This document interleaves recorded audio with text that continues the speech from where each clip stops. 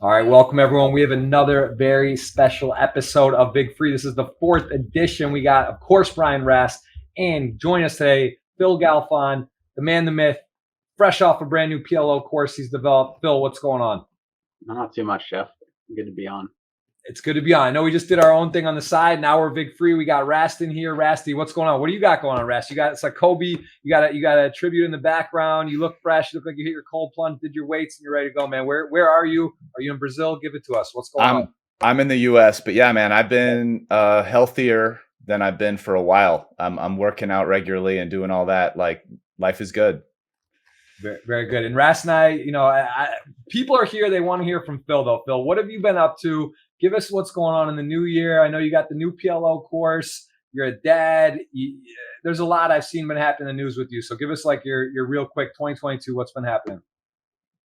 Yeah, really, kind of sums it up. The course took a lot of time and energy. So I spent a lot of time recently on this PLO course. With Run It Once Poker, we shut down rest of world operations, and we're on a path towards the U.S. market. And so that took a lot of my focus in 2021, and we'll continue to. And then I'd really like in the next couple months to get back to playing some poker, but I need to find some challengers. I really love heads up poker so much, and so I'm hoping that with the coursework dying down and things getting a little more stable, yeah, I can find some action and play some more challenges because it's been a little while. So about that, because I actually did a real brief like, hey, Phil Galfond search. I'm about to talk with him. So I saw that in the news. It made the poker news. What can I ask? Like, what happened with that? Like, why did that happen? In terms of, did you elect to do this, or was it some kind of regulation thing that made you guys do it at Run It Once, or what? In short, the path we were on was not working as we hoped, and so is I would say a pivot to it. So I have I'm dancing around a little bit because there are some details I'm holding back intentionally, and I can't share quite yet, but can share probably in the coming month. But in short, the like we were not growing at the rate that we needed to in the rest of the world market, and we needed to do something different. And it didn't necessarily have to be the U.S. path, but it's what we ended up deciding on. Okay, cool. I will say I love the Jungle Man videos. So they're awesome. So props for those. I gotta just kind of dive in on this because it's super fascinating. I mean, I've done some podcast building. Rast and I have struggled to get off the ground even to organize a podcast because of the scheduling and in general. How do you tell me about like what you've learned though from doing this? Because I mean, this is a real full blown company, laws, regulations, lawyers, team development, the whole deal. So I think I don't want you to hear from you, but I would imagine you've learned a lot and probably it was a full blown experience. Looking back on this journey, what maybe are the biggest takeaways that you would say are a positive from this? Man, that's a you're absolutely right that I've learned so much. And it's a tough question to kind of pull out, one or two things that I've learned. But I think I don't know. It's just crazy. Because we started Run It Once training a decade ago, and we're pretty successful right away. And it wasn't like a difficult business. Kind of, I think, at least for me, gave me a false sense of confidence in my abilities as a businessman, because we built I think the best product on the market in the training space, and then people showed up. Vouch. Yep. And so what happened? I think my biggest learning is that, like, you hear about product focused companies and product focused founders, and we absolutely are a product focused company. I think my biggest learning is that, in most businesses, like what we experience with Run It Once training is actually really rare. You make a fantastic product, you don't spend any money on marketing, and just people show up. Like that's not how most businesses work. And I guess what I learned is, I mean, I don't regret being product focused in general. It's just how I am and how we are. But it's not always going to be enough. It's often not going to be enough. And there's so many other elements that you have to get right. And that's my biggest learning. And I think, I'm struggling to like come up with very quick, one-liners. It's a lot, right? It is. I mean, they're probably just in your head. You're thinking like, man, there's so many. It's like you're talking about a couple departments, but there's who knows? I mean, what the total amount of people involved. I mean, even Run It Once, if you could maybe talk about that too, because that has been like longer and more direct and focused and learning. Like what has been, how many people, like give me the Run It Once, like how many people are part of that team that go in? There's articles, there's news, there's website development, there's instructors. So there's a lot there too. How many people actually go into making Run It Once a course currently they're under, and how's that grown over the years? Yeah, Run It Once training has, I mean, we've grown a little bit in size, but not that much. I mean, right now, I hope I don't forget anybody, but we have a couple video editors. We have two full-time developers. We have one full-time designer, and then we have a team of, not including myself, 5. And this kind of miscellaneous, operations. Essentially, this is marketing, customer service, managing pros, hiring pros. I think probably one of the things that we did really well early on was we had full-time people who were focused on recruiting pros. And I think a lot of times, a training site, like you contact people that you've heard of, and that's about it. But like we were researching who were the best players at 400 NL, and how do we reach them, and like Facebook stalking them and trying to find out ways to contact people. And some people were like, how did you get my contact info? But it was important to us that we find the best pros. And so that's one thing early on that I think set us apart. But yeah, it's a nice, enjoyable business that, because we have relatively high priced product at $100 a month is our kind of core offering, and then we have some high priced courses. Obviously, we have $25 a month for Essential, but a lot of the people who are willing to pay that much to work on their poker game have heard of us, just through me or just other people using Run It Once training. And so it's not as, we didn't really face the challenges of growing brand awareness like you do in most businesses. Absolutely. I have a bit of a question as somebody who a while ago used to, I mean, I even made videos for the site, but as somebody who used to study poker a lot more, I mean, it was a lot different, and I haven't really been on there much recently, not doing that much studying. But I think back in the day, a lot of studying was kind of more based on, say, people's opinions, right? Like the tools were a lot simpler. I'm not saying there weren't tools, but I mean, I think they were pretty simple and of like dubious value, really. Whereas like once solvers came out, like that, they're actual tools that at least try to approximate GTO given constraints. But like the thing is, they're pretty complicated to use and interpret. So, I mean, I'd imagine, at least for me, if I wanted to try to learn today and get involved, like training, not just training and listening to guys' opinion and like breaking down hands, but even somebody who's kind of breaking down like, oh, hey, this is how you use PO Solver and like some of the features or whatever. I mean, I'm sure there's a bunch of other trainers and tools. So is some of that available? Like, are guys doing that? Yeah, I would say there be like software demo or, tutorial. Those are few and far between, but they exist. But you still kind of get it because the coaches just, I mean, to make their videos, they use whatever tools they use in real life to study. And so you do get people walking through, how they like setting up a sim and running it, and then the outputs, and then how they break it down, like what features they like to use to learn from it.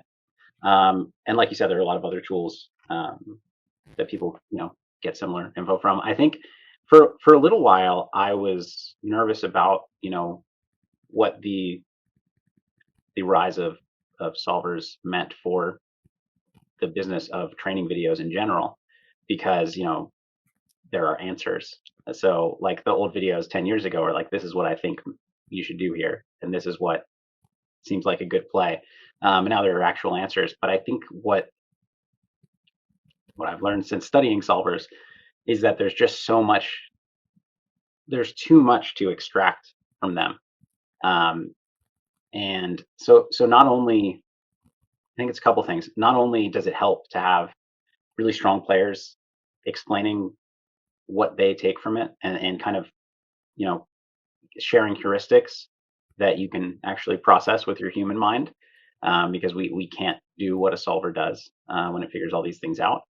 I think that's really useful. And the other thing is, I think that it's a really nice complement to solver study to not just have people explaining what they take from solvers, but actually watching them play, watching them think through, again, with their human minds, how to play spots, because that's what you have to do at the end of the day in game is think through with our measly human brains. And also I find that for myself, at least, I still learn, like, I learn through video watching more than anything else, even still. It's probably closer to 50-50 now, solver tools and video watching, but it's still both. And it's because of those things, but also because I only have so many hours in a day that I can be actively learning or playing or doing work until my brain can't handle it and I'm not performing well. And I really enjoy passive learning for that reason, that I'm processing things, I'm learning things, but it's not exhausting my capacity to play later. Have you done any of those throwback videos? Have you gone back and looked at some 10-year ago PLO and then put it into like a solver now and see how you matched up, or if you were just spot on, or have you ever even looked or seen some throwbacks where you were like, wow, that's just wrong, or that's dead on? I haven't. I remember like a year ago, I looked at a 5-year-old video, like footage that I recorded and talked through it, but I wasn't plugging it into solvers in the meantime. So no, it would be really interesting. I'm sure. I mean, we made a ton of mistakes. Probably didn't play as badly as we think, except for the fact that we didn't utilize a lot of bet sizes that we should have. But I would bet that we did better than we might imagine with the bet sizes that we used. Right, and certainly ahead of its time, and yeah, cutting edge. So very, very cool. What is a focus for you coming up this year, now that you maybe have some more time on your hands? Like you built this course, which is super interesting, and as you said, kind of a work in progress. Already 70 plus hours, maybe get up to 100. Getting feedback on that. But is there any other kind of? You seem like a man of projects. You build a course, you build sites. Like what is next for you? You're absolutely right. I am a man of projects. What I want it to be is some heads up challenges, and what the big limiting factor there is that I'm in Vegas most of the time. My son started preschool, and like a couple years ago when I played challenges, I had left the country for 5 months and played a bunch of challenges, but that's not what it's harder to do now. And so I'd really like to be able to find challengers that could play me on. I mean, really, WSOP.com is the only legal option here in Nevada for now, although I think more are being added. I would really like to find a challenger or 2 or 3 that could play me from here. It might not be possible. And so then maybe there are some trips, maybe there are some compromises for me in some way to find action. And then if I can't find action, you're right, I need a project. And while, I mean, I still have run-on-ones training, I still have run-on-ones poker to focus on, but I don't know. I want to play poker. I want to get back to poker. Let me ask about it. So, Yeah. What is it about Heads Up, and is it specifically Heads Up PLO, or is it like PLO and No Limit? But what is it about Heads Up? Because I mean, back in you've played a lot of different forms of poker, but it seems like it's like, if I'm going to play, I want these heads up challenges. So what is it about that? Yeah, why do you want to do that? Things that I really like about it. One, which is new for me as a parent, and with businesses, is like, I like to have a schedule. I don't like the just be available, and if a game's running, then I hop in, and if it's not, I just sit there on my hands doing nothing. I find that, I really like having a schedule, but I don't know. I find like my favorite part of poker is getting to know the way that my opponent plays and thinks, and then making adjustments to that. And that's obviously you can do that in full ring games if you're playing with the same people a lot. But there's nothing like heads up. My expertise is PLO, but I mean, I would play no limit or half and half if I thought it was like a fair matchup. I'm not gonna play Linus heads up no limit. But if I could find challengers that if I gave it a couple months of good hard study, I had a pretty good chance or felt like I could do well, then I'm not restricted to PLO. But my problem is I've won a bunch of these challenges, and people I have a lot of respect as a player, but I actually have too much respect as a player. People think I'm better than I am, and they're just like, and also they think I'm like too sharp. Like if I'm betting on myself against somebody at no limit, then I must be able to do it. Yeah, you're 4 for 4, right? 4 for 4 with the challenges. Yeah. Yes. 4 for 4. Yeah. Okay. Yeah. It's funny that you say that. I think that's actually something almost for sure that I think people that came in our generation, so to speak, like guys before solvers, even if you're not going back, like still guys who came up with online, but it was before solvers, online or live, versus people who are training today.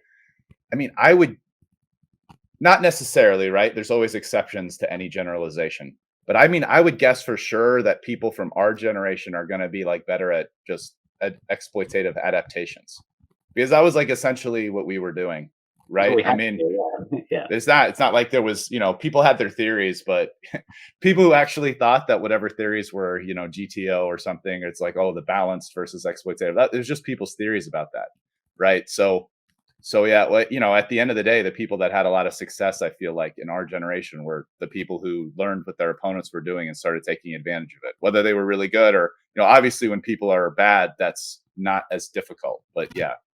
So. Yeah. No, well said, cool. For sure. I mean, that's what we were kind of selected for in the yeah. process. Whereas I feel like today, the whole learning process is, hey, like learn and try to, emulate and reproduce GTO. I'm not saying that they're not exploiting, but it's kind of a different process. And it's hard for me to believe that, top players that are learning in the last 4 years on solvers are going to be as good at exploiting. But, I mean, I'm not saying there aren't exceptions, but yeah, it seems like it. Yeah. It's more that today you can succeed without being good at it. Yeah. Whereas probably you couldn't in our day. And Phil, so you're when you do decide on the next thing or the next, how do you if you structure a challenge, like how do you sort of what is the actual current offer? Like I remember at times you were saying I'll play anybody, and these say like, how do you actually handicap someone that wants to play? Or like when you give it a lot of thought, or is it just like a quick, like, all right, this guy, I think this and that, and this is what I know? Because just like people may think you're sharp, someone's coming out looking for you, you got to be a little worried, right? Because you realize that's not like a normal thing. People aren't like actively hunting you down to go heads up. Like there's better things I think you could do. So, how do you sort of weed that process, or is it just so unique because there's so far few in between that you address it as it comes? Yeah, I mean, so the first time I kind of threw the challenge out there and had a lot of interested parties, and so I was kind of just negotiating with each of them and picked the matches that I liked. I mean, not necessarily the ones that I had the highest edge in, because some could play bigger and some were like, I wanted a mix of different like types of players. Now, yeah, you definitely got that. It was an interesting mix. Yeah. But anyway, sorry. Yeah, no. But I would just, mostly people would reach out to me and say, hey, what would you lay me to play whatever? And then I'd usually just, I'd take some time. I would take 20 minutes and think about it, and then I would answer. My expectation of that amount of time was above 20 minutes. I feel like taking 20 minutes to answer a text is like, I don't know, maybe I'm partially autistic, but it feels normal to me. No, it is. But I just mean, like, there's not, all you have to do is figure out, you have to estimate a win rate, and then you have to go into whatever it is, the variance calculator, and see how often you're going to lose if you're right about the win rate. And that's, I mean, then you use your judgment to say what's a fair line, and or obviously, like I'm offering lines that I think are plus EV for me generally, but I'm trying to be reasonable, and obviously nobody has to accept. Is the variance calculator that you're referring to, is this a public online tool, kind of like Pro Poker Tools? Yeah, Can the fans at home get the URL for this? Yes, it's I think primedope.com, and then one of the things is a variance. One of the tools they have on there is a variance calculator, and you just put in a win rate and a standard deviation, and then number of hands, and it'll tell you how often you're gonna end up a winner, over that sample. Oh, nice. Yes, that looks. I'm looking at it right now. Pull it up on the thing. Right on. Yeah, right when you pull it up, I mean, there's a really cool looking graph, like right away with. I mean, it's a visual image that already, like, I feel like it already teaches a lot. It's primedope.com.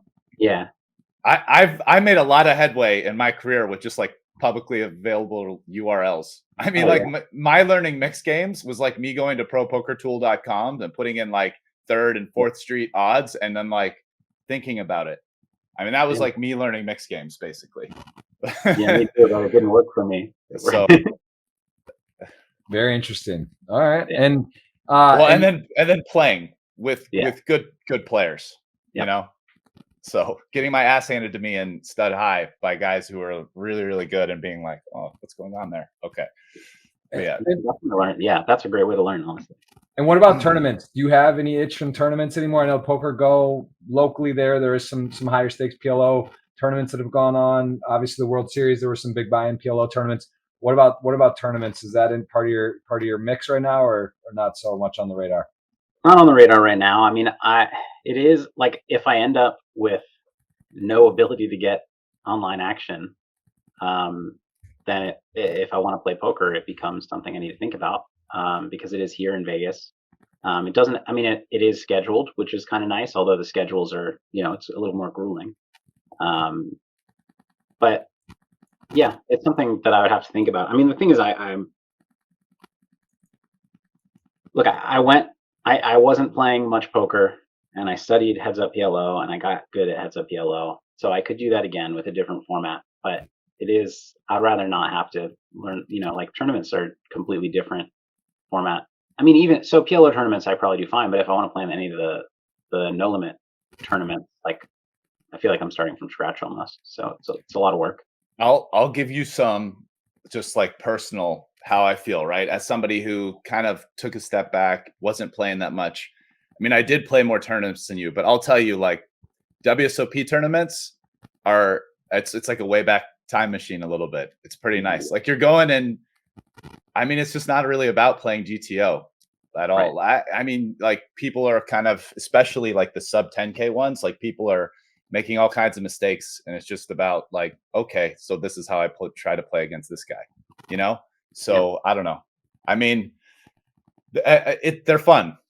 Yeah, and they have like PLO and some other stuff. You could probably find like a good little mix during the series, and whatever. Yeah. I mean, it's like somewhat low risk. You can't win. It's pretty hard to win $1 million, but it's also like impossible to lose $1 million. So yeah.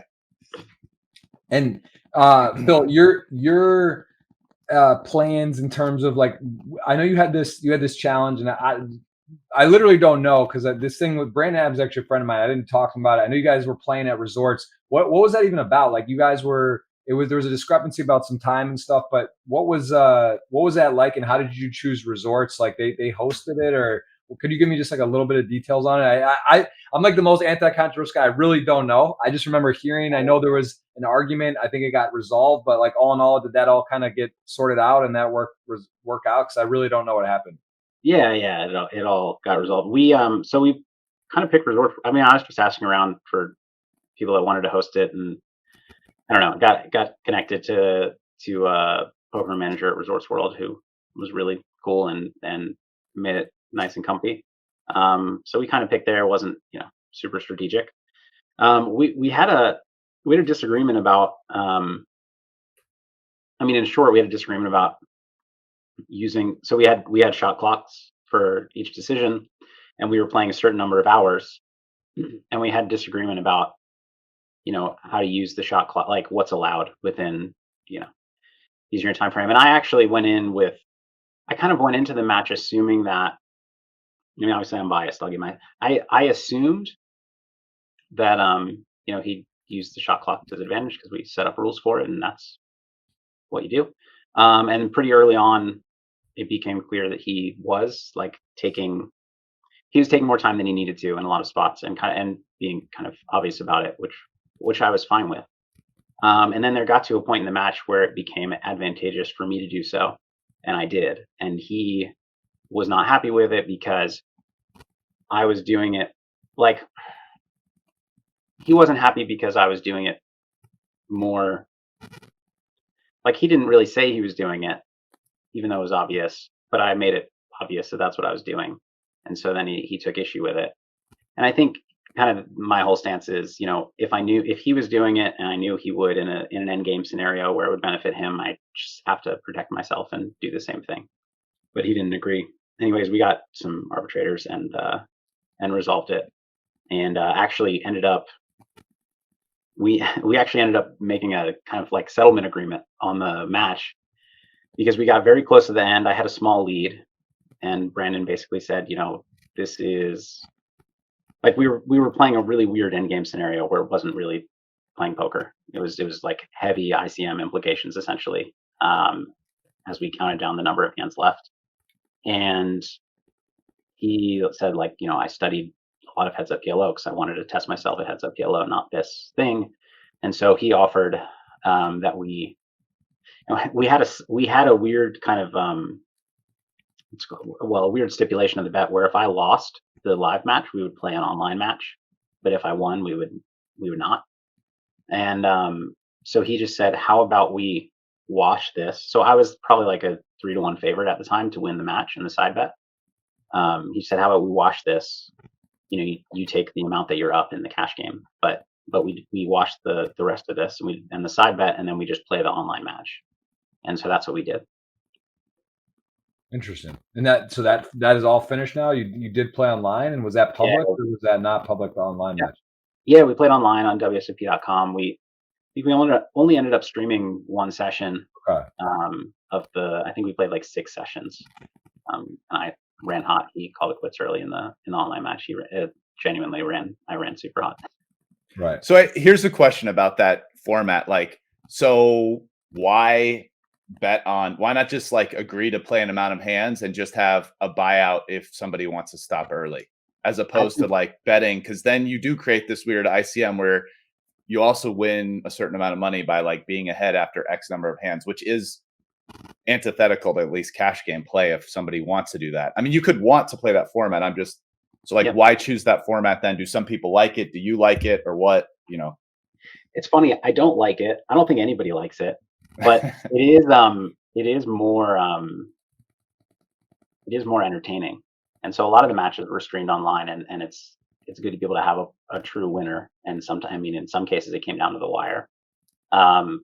But I agree that it's not as fun for me. It was interesting.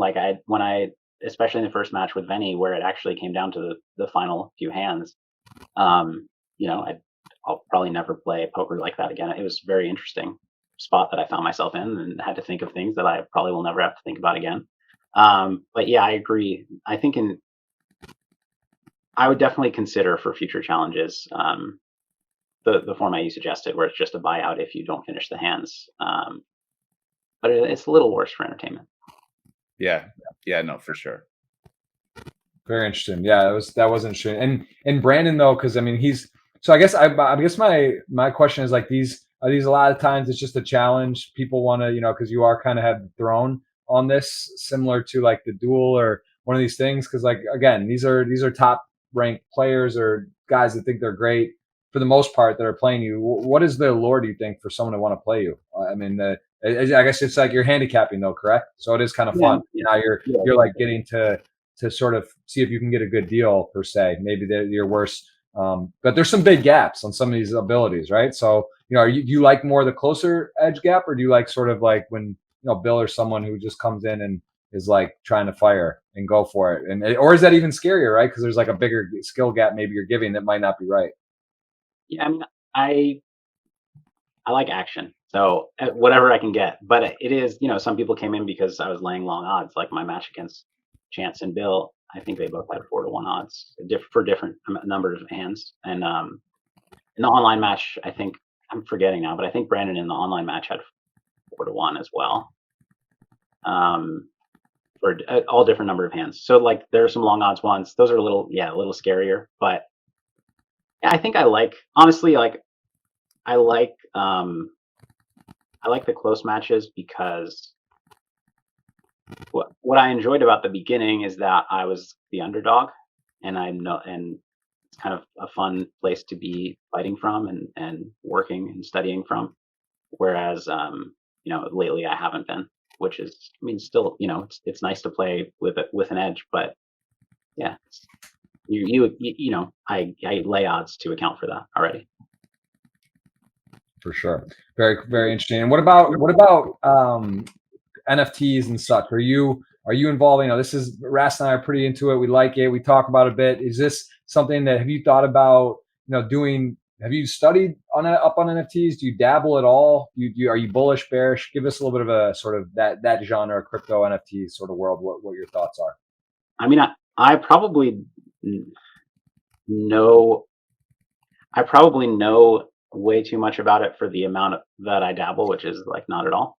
Because I find it really interesting. And the reason I don't dabble more is that it just seems, kind of the same reason that I don't want to go like play tournaments now. It's just like, I feel like there's a big learning curve, a steep learning curve, and I don't have that much time. But I guess I would say, I mean, I think my view is probably like not super nuanced and kind of common view, but very bullish on the space as a whole. But there are so many new projects and so many talented people out there in the world that it's a little scary to bet on any individual or most of the individual projects. Do you have, give me a something we want to do with every guest is BTC and Ethereum price prediction for end of 2022. I want to do that. I just think that's fun. Give me an idea of where your head's at. Give me a prediction now. You're one of those guys that might just. Before we get a prediction, let's get, because you just asked them like, hey, what about NFTs? But then, okay, so let's get an intro, another 30-second intro on like crypto. Like you're involved with crypto. You own some. You own nothing. I mean, that matters for hearing the prediction. Like. I mean, I own more than nothing, but I don't have a significant portion of my net worth in crypto. So you're in there. Okay. You're in there. You're following. You're dabbling. Okay. So price prediction. Okay. I mean, I'm clueless when I have no confidence in my ability to predict price. But those are the scariest guys. Those are the guys that get it right. So that's we're going with you. Okay. So it's end of the calendar year. Yeah. Okay. The U.S. calendar, not to be confused with the Chinese New Year that just hit. It's the year of the tiger. I'm born in '86. I'm pretty fired up about 2022 personally, but the U.S. calendar year, yeah. Okay. Yeah, I don't know. Bitcoin 110. Nice. And okay. Ethereum.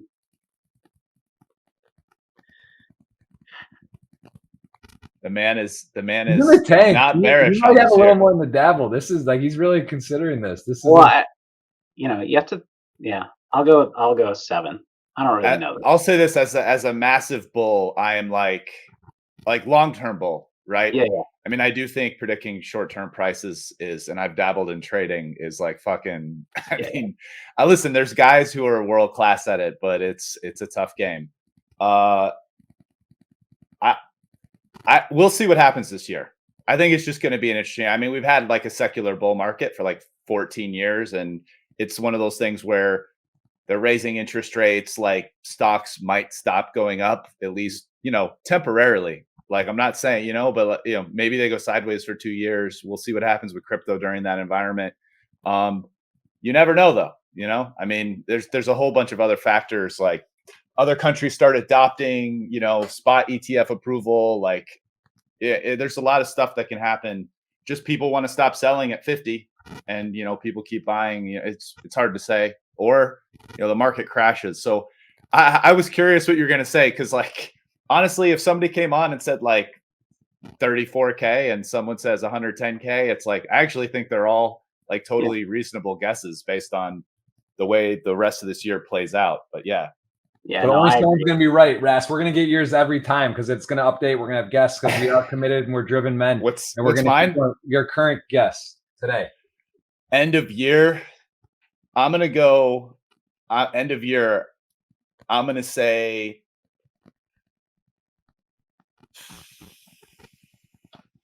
I'll go 60K. I'll go 60K end of year. In Ethereum.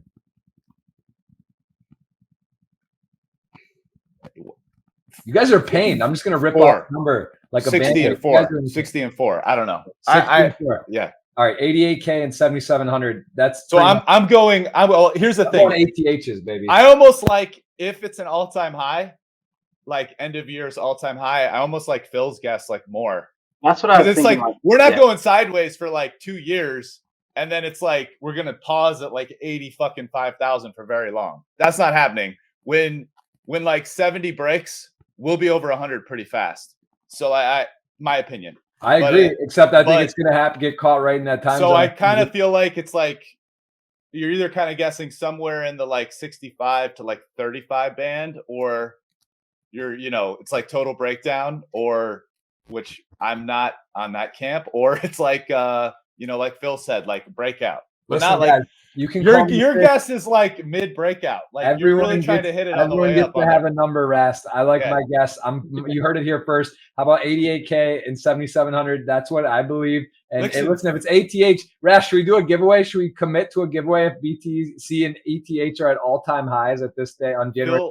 Phil waxed on about like poker and this, and it was very interesting. But I'll wax on a little bit about my BTC price predictions because I do spend a lot of time thinking about that. But yeah, I'm going to commit to a big giveaway. We're going to do something special. I'll leave it at that. You can whatever you think special is. If BTC, I tag on with you, Jeff. Yeah, whatever you want to do. I'm like a fire sale out here. If that stuff's at all time high, we'll call Phil in too. This is your specialty. We'll probably give away some PLO courses as well. And high energy giveaway. Yeah, that's your specialty. I do like giveaways. Listen, guys, the good news is we are going to be probably having Phil on for multiple times. This is big free, and like Ras and I, we've been struggling to get some episodes off the ground. We got a system in place. We're going to be knocking them down. Phil will be a repeat guest. Ras, do you have any other things you want to ask Phil? I'm sure there's a lot, but we only have a couple more minutes here because we're on tight schedules.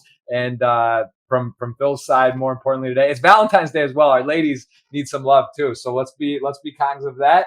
And Rast, you want to get one more question before we let Phil ride off into the sunset and do a nice romantic Valentine's Day setup? Wow, man, that's high pressure right there. Yeah. Dude, I've been enjoying the conversation. Do I have a specific question? No, man, I don't. I don't have one. Right, I'll ask you. Fired up. Yeah. I'll listen. This is not a hobby for me, so I'll go out with a closing question for you, Phil. As a father and as Farrah and yourself both play, poker, you enjoy poker. Give me like one closing learning or experience you've had as I believe your son's 3 or right around there, 2 and 3, yeah. Yeah, so same age as my son. Give me a tip. Give me like sort of like what has been like the most difficult or challenging, this sort of like a learning you had as a parent with someone who loves poker and wants to play. What, like a schedule tip or just something that was harder than you thought, or maybe not as hard as you thought? I think it's just don't underestimate the impact of basically the difference between your A game and your C game when it comes to energy, sleep, and the time in your day that you play. I've so often I found in some of my challenges where I would like wake up early with my son and I have like 3 meetings that are not like hard intense, but like you're talking for 3 hours about the business, and then I would play and I'd just play badly. It's very easy to underestimate, like, because 15 years ago you just show up and play and everybody's so bad. Just, it doesn't matter. It matters a lot now, and yeah, there's a big difference, and you got to be cognizant of where your mind's at. I think I love that answer, but I think you're not even doing it justice. I think 15 years ago, we're at a place in our lives where it's like on and off, which I actually love the on and off, which is why I could never get into the business thing that you're doing. I like being off, like running a business is like you're on all the time. Right. Yep. And now obviously a family is like that too, but family's family. Business is something you're doing for money kind of, and whatever other reasons. But yeah, but it's like, so you're on, then you go and have to be super on playing. And it's just some of the battery could be tapped, especially if you're not well rested and all that stuff. Whereas, back in the day, it was like when you were done playing, you hung out, you played video games. I mean, you're kind of off, and so then when it's time to be on, you've got you're charged up and like ready to go. It's a life difference as well, I think. But here's Jeff's question made me an addendum question that I want to know. So like, as your son gets older, what is going to be your approach with regards to poker and your son, or even whatever, children, if you end up having more? I mean, it's going to depend on his interest. I think, whatever he wants, I'm not going to hide poker from him by any means. I'm not going to force it on him. I think I'll teach him poker for sure, just because I think it's a fun and interesting game, and I think it teaches you a lot of things, but there'll be no pressure in either direction for me, certainly. Yeah.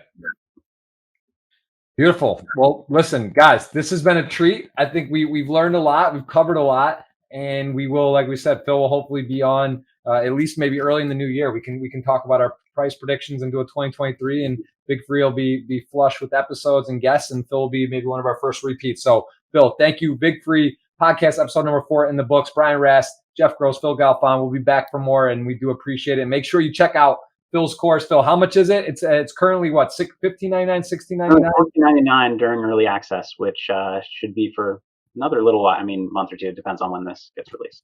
All right, this is PLO with Phil Galfond, the man, the myth himself, right here. It's on there. Run it once. Appreciate Phil. Appreciate Rast. We'll see you guys soon. Thank you so much. Big Free episode 4 is out.